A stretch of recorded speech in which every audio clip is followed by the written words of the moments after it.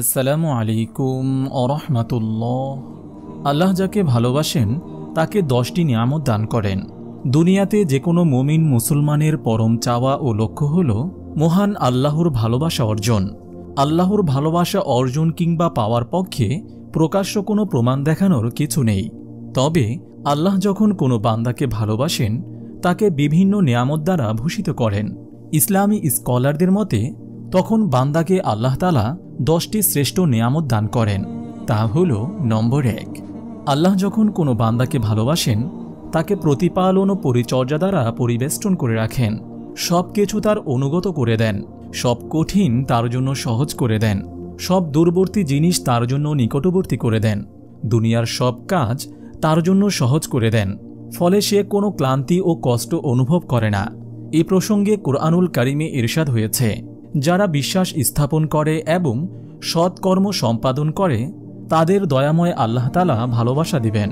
সূরা মারিয়াম আয়াত 96। নম্বর 2, আল্লাহ যাকে ভালোবাসেন তাকে আপন সান্নিধ্যে স্থান দেন। যখন আল্লাহ তাআলা বান্দাকে ভালোবাসেন তখন তাকে নিজের কাছে রেখে প্রতিপালন করেন এবং আপন পরিচর্যার দ্বারা তাকে পরিবেষ্টন করে রাখেন। তাকে কষ্ট দেওয়ার কিংবা ক্ষতি করার সাধ্য কারো থাকে না। এ বিষয়ে হাদিসে ইরশাদ হয়েছে, মহান আল্লাহ তাআলা বলেন, যে ব্যক্তি আমার বন্ধুকে কষ্ট দেয় আমি তার বিরুদ্ধে লড়াই ঘোষণা দেই। আমার বান্দা আমার আরোপিত ফরজ কাজের মাধ্যমে এবং নফল কাজের মাধ্যমে আমার নৈকট্য লাভ করতে থাকে। এভাবে আমি তাকে ভালোবাসতে থাকি। নম্বর 3, আল্লাহ যাকে ভালোবাসেন তার দোয়া কবুল করেন। মুমিন বান্দাদের দোয়া কবুল করা তাদের প্রতি আল্লাহর ভালোবাসার প্রমাণ। এমন বান্দা দোয়ার জন্য আকাশের দিকে হাত তুলতেই তাকে নিয়ামত দ্বারা পরিপূর্ণ করে দেন।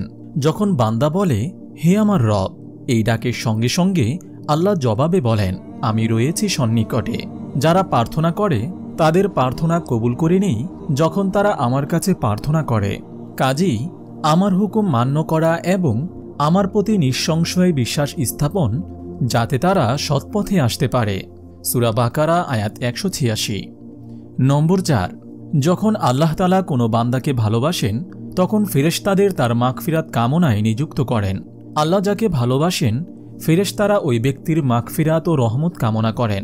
ইরশাদ হয়েছে, যারা আরশ বহন করে এবং যারা তার চারপাশে আছে তারা তাদের পালনকর্তার প্রশংসা ও পবিত্রতা বর্ণনা করে, তার প্রতি বিশ্বাস স্থাপন করে এবং মুমিনদের জন্য ক্ষমা প্রার্থনা করে বলে, হে আমাদের পালনকর্তা, আপনার রহমত ও জ্ঞান সবকিছুতে পরিব্যাপ্ত। অতএব যারা তওবা করে এবং আপনার পথে চলে তাদের ক্ষমা করুন এবং জাহান্নামের আযাব থেকে রক্ষা করুন। সূরা মুমিন আয়াত 7। নম্বর 5, আল্লাহ তাআলা যখন কোনো বান্দাকে ভালোবাসেন তখন তাকে নেক আমলের উপর মৃত্যু দেন। মুমিন বান্দা তার জীবনের শেষ অবস্থা নিয়ে সবচেয়ে বেশি পেরেশানি, চিন্তা ও অস্থির থাকে।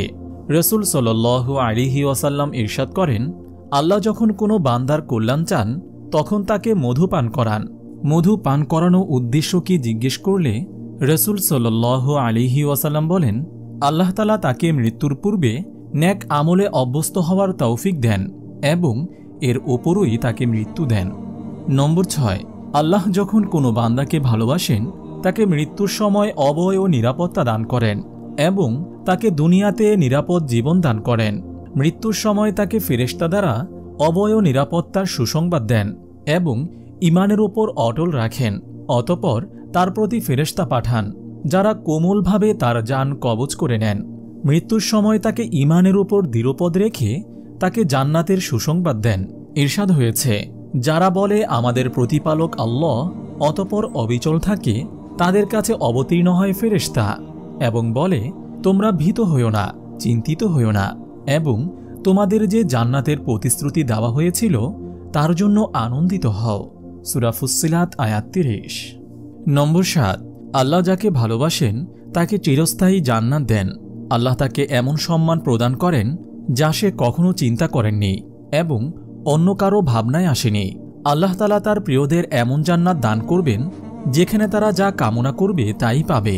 ইরশাদ হয়েছে, সৎ কাজের প্রতিদানস্বরূপ তাদের জন্য চোখ শীতলকারী যেসব সম্পদ সামগ্রী গোপন রাখা হয়েছে কোনো প্রাণী তার খবর রাখে না। সূরা হামিম সাজদা আয়াত 17। নম্বর 8, আল্লাহর ভালোবাসা বান্দার তখনই নসিব হবে যখন বান্দা নবী করিম সাল্লাল্লাহু আলাইহি ওয়াসাল্লামের সুন্নাহকে আঁকড়ে ধরবে, একটি অপরটির পরিপূরক ও শর্তাধীন। নবী করিম সাল্লাল্লাহু আলাইহি ওয়াসাল্লামের জীবনের সব দিক অনুসরণীয় এবং আদর্শ বানাতে পারলে আল্লাহ তাআলা নিশ্চয়তা দিয়েছেন তাকে ভালোবাসার ও তার গুনাহ মার্জনা করে তাকে শুদ্ধ করার। এটা আল্লাহর বান্দাদের উদ্দেশ্যে পবিত্র কোরআনের সুস্পষ্ট দিক নির্দেশনা। কোরআনুল কারিমে ইরশাদ হয়েছে, বলো তোমরা যদি আল্লাহকে ভালোবাসো তবে আমাকে অনুসরণ করো, আল্লাহ তাআলা তোমাদের ভালোবাসবেন এবং তোমাদের অপরাধ ক্ষমা করবেন। আল্লাহ তাআলা অত্যন্ত ক্ষমাশীল ও পরম দয়ালু। সূরা আলী ইমরান আয়াত 31। নম্বর 9, মহান আল্লাহ তাআলা তার প্রিয় বান্দাদের সামনে স্বীয় নূরসহ প্রকাশিত হবেন, ফলে তাদের কাছে আল্লাহর দিদারের চেয়ে প্রিয় কিছুই থাকবে না। হাদিসে ইরশাদ হয়েছে, হযরত শুআইব রাদিয়াল্লাহু তাআলা আনহু রাসূল সাল্লাল্লাহু আলাইহি ওয়াসাল্লাম থেকে বর্ণনা করেন, জান্নাতীরা যখন জান্নাতে প্রবেশ করবে তখন আল্লাহ তাআলা তাদের লক্ষ্য করে বলবেন, তোমরা কি চাও আমি আরও আগ্রহ বাড়িয়ে দেই?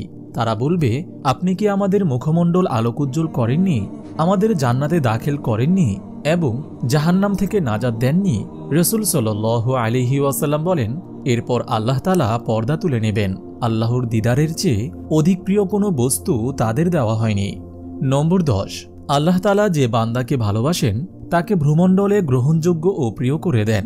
হাদিসে ইরশাদ হয়েছে, হযরত আবু হুরায়রা রাদিয়াল্লাহু তাআলা আনহু বলেন, রাসূল সাল্লাল্লাহু আলাইহি ওয়াসাল্লাম বলেছেন, যখন আল্লাহ তাআলা তার কোনো বান্দাকে ভালোবাসেন তখন জিবরাইল আলাইহিস সালামকে ডেকে বলেন, আমি অমুক ব্যক্তিকে ভালোবাসি, সুতরাং তুমিও তাকে ভালোবাসো।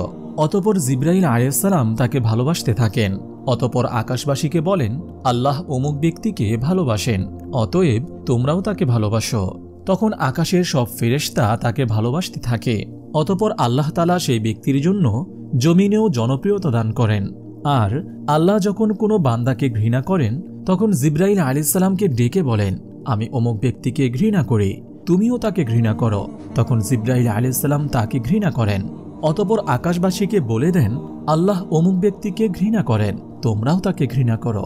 তখন আকাশবাসীরাও তাকে ঘৃণা করতে থাকেন। অতঃপর তার জন্য জমিনেও মানুষের মনে ঘৃণা সৃষ্টি করা হয়। মহান আল্লাহ তাআলা আমাদের সবাইকে তার প্রিয় বান্দা হওয়ার তৌফিক দান করুন, আমিন। আপনি যদি এরকম ভিডিও আরও পেতে চান তাহলে এই চ্যানেলটি সাবস্ক্রাইব করে পাশে রাখা বেল আইকনটি অন করে দিন।